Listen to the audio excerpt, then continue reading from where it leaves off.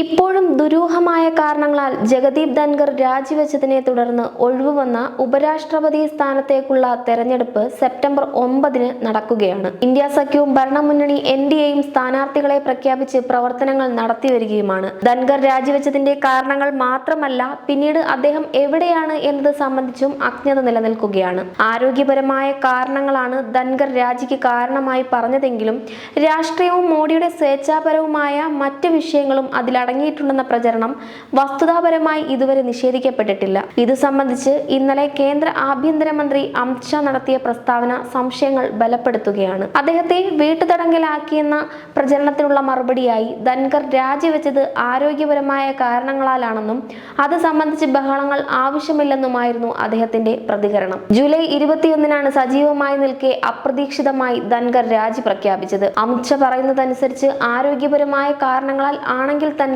അതിനുശേഷം അദ്ദേഹത്തെക്കുറിച്ച് ഒരു വിവരവും ലഭ്യമല്ലെന്നത് വസ്തുതയാണ്. ഉപരാഷ്ട്രപതി പോലെ ഉന്നത പദവിയിലിരുന്ന ഒരാളുടെ ആരോഗ്യസ്ഥിതിയെക്കുറിച്ച് അറിയാൻ സമൂഹത്തിന് അവകാശമുണ്ട്. അത് അറിയിക്കുവാൻ സർക്കാരിനും ബാധ്യതയുണ്ട്. അതുകൊണ്ടാണ് ഊഹാപോഹങ്ങൾ നിലനിൽക്കുന്നത്. എന്തായാലും പകരക്കാരനെ തെരഞ്ഞെടുക്കുന്നതിനുള്ള നടപടികൾ ആരംഭിച്ചതിന്റെ ഭാഗമായി ഉപരാഷ്ട്രപതി സ്ഥാനത്തേക്കുള്ള വോട്ടെടുപ്പ് സെപ്റ്റംബർ 9 നടക്കുകയാണ്. ഇന്ത്യ സഖ്യത്തിന്റെ ജസ്റ്റിസ് B. സുദർശന റെഡ്ഡി, NDAയുടെ CP രാധാകൃഷ്ണൻ എന്നിവരാണ് മത്സര രംഗത്തുള്ളത്. ഇപ്പോഴത്തെ കണക്കുകളിൽ അത്ഭുതങ്ങളൊന്നും സംഭവിക്കാനിടയില്ലെങ്കിലും സുദർശൻ റെഡ്ഡിയുടെ സ്ഥാനാർത്ഥിത്വം NDAയെ, പ്രത്യേകിച്ച് അതിന് നേതൃത്വം നൽകുന്ന BJPയെ ഭയപ്പെടുത്തുന്നുണ്ടെന്ന് വേണം കരുതാൻ. ഇന്ത്യ സഖ്യത്തിന്റെ സ്ഥാനാർത്ഥിയുമായി താരതമ്യം ചെയ്താൽ NDAയുടെ CP രാധാകൃഷ്ണനേക്കാൾ മാറ്റ് കൂടുതലാണെന്നത് തന്നെയാണ് അതിന് കാരണം. ഉപരാഷ്ട്രപതി പോലൊരു സ്ഥാനത്തേക്ക് BJPയുടെ അടിയുറച്ച രാഷ്ട്രീയ വിധേയത്വം മാത്രം കൈമുതലായുള്ള ഒരാൾ എന്ന നിലയിലാണ് CP രാധാകൃഷ്ണനെ BJP നിർദ്ദേശിച്ചത്. അതേസമയം ഇന്ത്യ സഖ്യത്തിന്റെ ജസ്റ്റിസ് സുദർശനാകട്ടെ എതിരാളികളുടെ പോലും അംഗീകാരം ലഭിക്കാനിടയുള്ള വ്യക്തിപ്രഭാവവും പൊതുസമ്മതിയുള്ളയാളുമാണ്. 2 തവണ ലോക്സഭാ അംഗവും ജാർഖണ്ഡ്, മഹാരാഷ്ട്ര ഗവർണറുമായ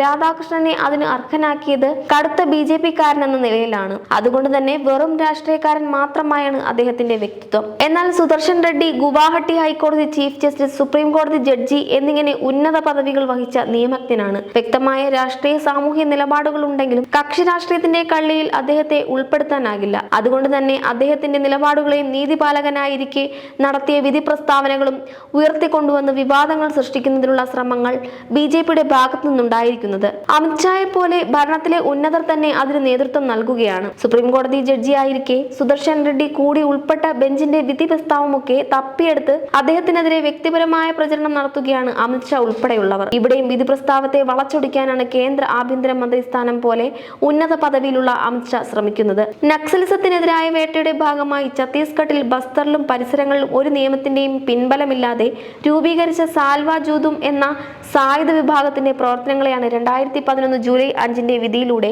സുദർശൻ റെഡ്ഡിയും സുരീന്ദർ സിംഗ് നിജ്ജറും അടങ്ങുന്ന ബെഞ്ച് റദ്ദാക്കിയത്. എന്നാൽ നക്സലിസത്തിനെതിരായ വിധിയായി അതിനെ വ്യാഖ്യാനിക്കുകയും സുദർശൻ റെഡ്ഡി നക്സലിസത്തെ സഹായിക്കുന്നുവെന്നും സ്ഥാപിക്കാനാണ് നീക്കം. പ്രദേശവാസികളെ ചേർത്ത് രൂപീകരിച്ച സാൽവ ജുദീമിനെ ഉപയോഗിച്ച് നക്സൽ പ്രവർത്തകരെ നേരിടാനുള്ള തീരുമാനം തുടക്കത്തിൽ തന്നെ നിയമവിദഗ്ധരിൽ നിന്നും മാത്രമല്ല പൊതുസമൂഹത്തിൽ നിന്നും എതിർപ്പുയർത്തിയിരുന്നു. എന്നു മാത്രമല്ല, നിയമവിരുദ്ധമായി രൂപീകരിച്ച ഈ സേനയെ ഉപയോഗിച്ച് ഒരു പ്രദേശത്തെ ജനങ്ങളെ പരസ്പരം തമ്മിലടിപ്പിക്കുകയും സുരക്ഷാ സംവിധാനങ്ങൾ തങ്ങളുടെ ഉത്തരവാദിത്തത്തിൽ നിന്ന് മാറുകയുമാണ് ഇതിലൂടെയെന്നും ആക്ഷേപമുയർന്നതാണ്. അതുകൊണ്ട് തന്നെ നിയമത്തെയും ഭരണഘടനയും അടിസ്ഥാനമാക്കി സാൽവ ജുദൂമിനെതിരെ വിധി പുറപ്പെടുവിച്ചതിനെ ദുർവ്യാഖ്യാനം ചെയ്ത് പ്രചരണം നടത്തുന്നതിലൂടെ ഭരണകക്ഷിയുടെ ഭീതിയാണ് വെളിപ്പെടുത്തുന്നത്. ജനാധിപത്യ സംവിധാനത്തിൽ ആരോഗ്യകരമായ മത്സരം പോലും BJP വിരളി പിടിപ്പിക്കുന്നു എന്നും ഇതിലൂടെ വ്യക്തമാകുന്നു.